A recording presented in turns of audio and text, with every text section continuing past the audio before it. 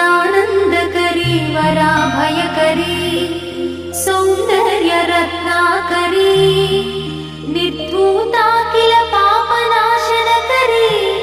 प्रत्यक्ष माहेश्वरी